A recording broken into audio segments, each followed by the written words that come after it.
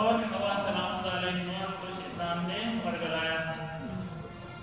اور اس ورگلانے میں وہ درخت کے پاس گئے اور درخت کے پاس جانے کے بعد خدا سے تبارک و تعالی نے منع نہیں کیا تو درخت کے پاس جانے سے جہاں خدا گرم ہے ہمیں غلطی کی پروردگار جا رہا رحیم نہیں بخش دو گے تم ظالموں میں سے ہو جائیں گے لیکن مولا کائنات کہتا ہے کہ حضرت آدم علیہ السلام سے خدا نے خصوصی طور پہ کہا تھا اس درخت سے جس کے بارے میں مفسرین کا یہ قول ہے وہ گندم کا پودا تھا اس گندم کے پودے سے پھل نہیں کھانے مولا کائنات کہتا ہے کہ خداوند تبارک و تعالیٰ نے مجھ سے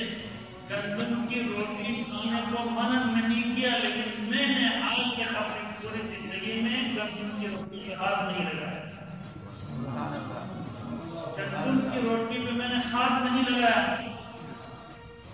اس سے منع کرنے کے باوجود گندم کی روٹی کے پاس نہیں آؤں مجھے منع نہیں کیا اس کے باوجود میں پوری زندگی یہ روٹی کے گزاری آپ بتائیں کہ آپ کرتے ہیں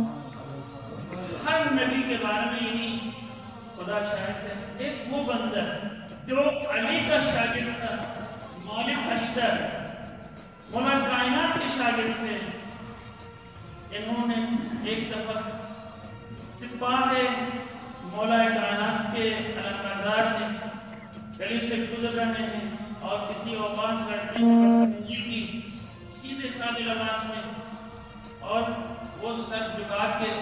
گزر رہے ہیں اور پیچھے سے لوگوں نے اس جوان سے کہا آپ کو پتہ چلا کہ آپ نے کس کے ساتھ بدتمیزی کی اب تو آج تو خیر نہیں کون تھے کہا یہ علی کے لشکر کے کمانڈر تھے مالک اشتر وہ بات کو کی نہیں کرا پھر میں اسے آپ کو درگزر کا لفظ تاکہ کہو مجھے سزا نہ دے اور جب یہ پیچھے پیچھے گئے مالک اشتر مسجد کے اندر چلتے ہیں اور مسجد کی فکر کے آگے نماز پڑھتے ہیں اور نماز سے فارغ ہوئے تھے یہ آگے پاؤں میں گرتے ہیں کہ مجھے معاف کر دینا آپ نے نہیں پہچانا مالک اشتر کہتے ہیں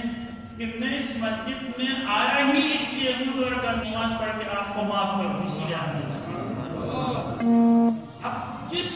مولا کائنات کا شاگرد کا حال یہ ہو اور علمدار لشکر ہو سپاہی سالار ہو اس کا حال یہ ہے تو علی کے بارے میں آپ نے سمجھ سکتے تھے لیکن یہی مولا کائنات سے کسی یہودی نے کہا ان کرامات ان عادات ان خصوصیات کو دیکھتی کہاں انت نبی کیا نبی تو جناب مولا کائنات کہتے ہیں نبی کی بات کر رہا ہوں